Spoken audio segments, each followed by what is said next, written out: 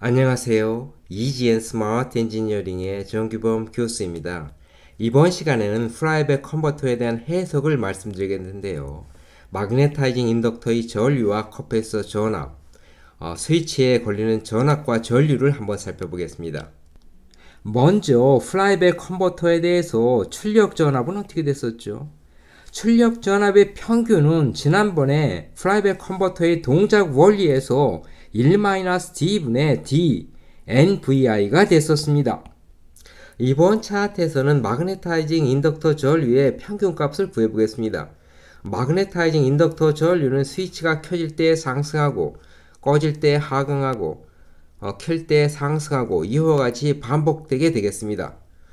그렇다면 마그네타이징 인덕터 전류는 스위치가 꺼질 때는 어떻게 흐르죠?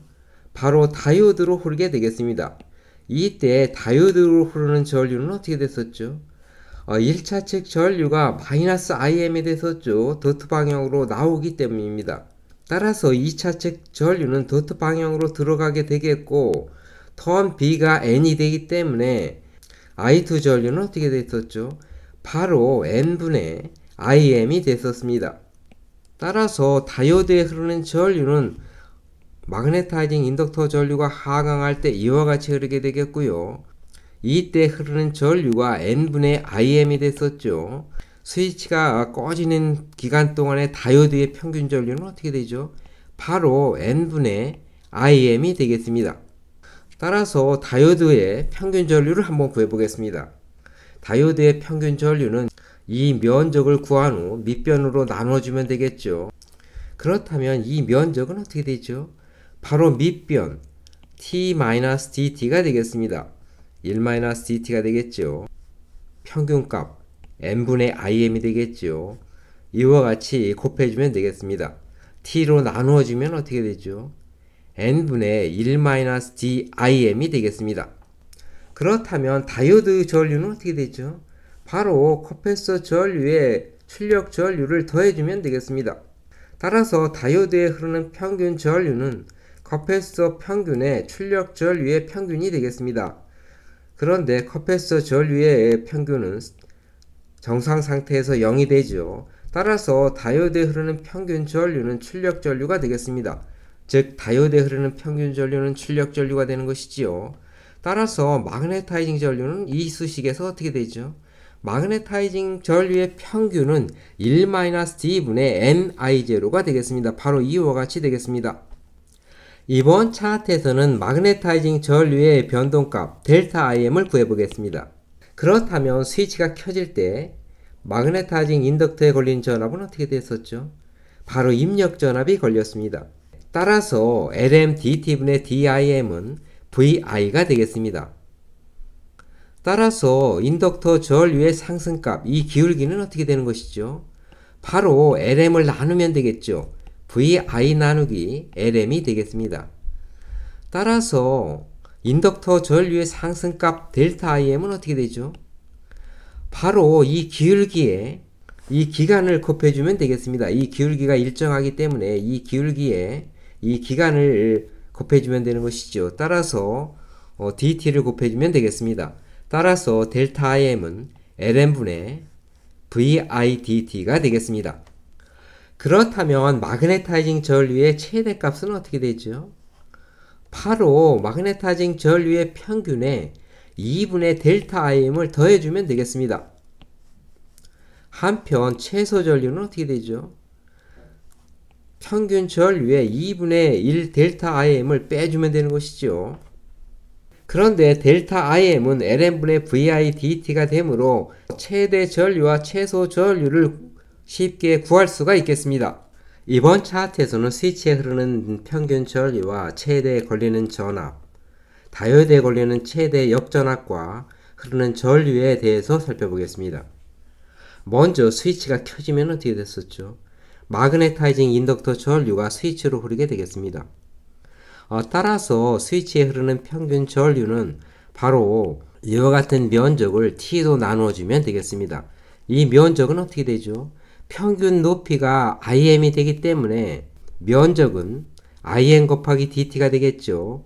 이 면적은 IN 곱하기 DT가 되겠습니다. 이것을 주기 t로 나누면 스위치로 흐르는 평균 전류는 DIM이 되겠습니다.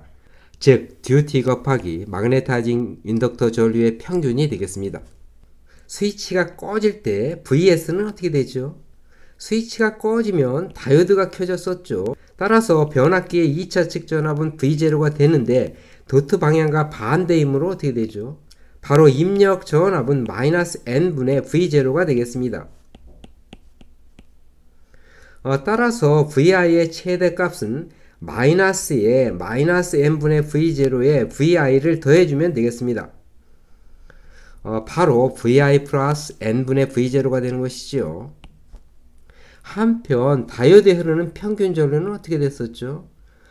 좀 전에 다이오드에 흐르는 평균 전류는 I0다 이렇게 말씀드렸습니다.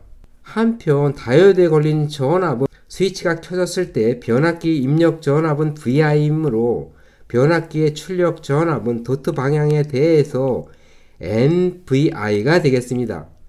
따라서 최대 역전압은 플러스 V0에 플러스 NVI가 되겠습니다. 한편 출력 전압은 어떻게 됐었죠? 평균 전압은 1-D분의 D에 NVI가 됐었고요. 이와 같은 출력 전압의 2차 측은 버크푸스 컨버터와 동일하게 되겠습니다. CDT분의 DV0는 IC가 되는 것이지요. 따라서 양변을 C로 나누면 커패시터의 전압의 기울기는 C분의 IC가 되겠습니다. 그런데 커패시터에 흐르는 전류는 어떻게 됐었죠? 바로 다이오드 전류를 I0로 빼주면 되겠습니다. 그런데 다이오드의 평균 전류는 I0가 되기 때문에 다이오드 전류의 교류값, 이것이 커패시터 전류가 되겠습니다. 따라서 다이오드가 꺼질 때는 커패시터 전류는 마이너스 I0가 되겠습니다. 그렇다면 이때 커패시터는 방전하게 되는 것이고요. 이때 방전하는 기울기는 일정하게 되겠습니다. 그 기울기는 어떻게 되죠? 마이너스 I0의 C를 나눠주면 되겠죠. 이와 같이 되겠습니다. 전류값이 마이너스이므로 이 기울기는 마이너스가 되겠습니다. 그렇다면 이때 이 내려가는 폭은 어떻게 되죠? 내려가는 폭은 델타 V0라고 하면 델타 V0는 어떻게 되죠? 이 내려가는 기울기의 절대값에 이 폭 DT를 곱해주면 되겠습니다. 바로 이와 같이 되겠습니다. 따라서 델타 V0는 이 기울기의 절대값 I0 나누기 C에 DT를 곱해주면 되겠습니다. 자, 이번 시간에는 프라이백 컨버터에 대한 해석을 살펴봤습니다. 여러분 시청해 주셔서 감사합니다.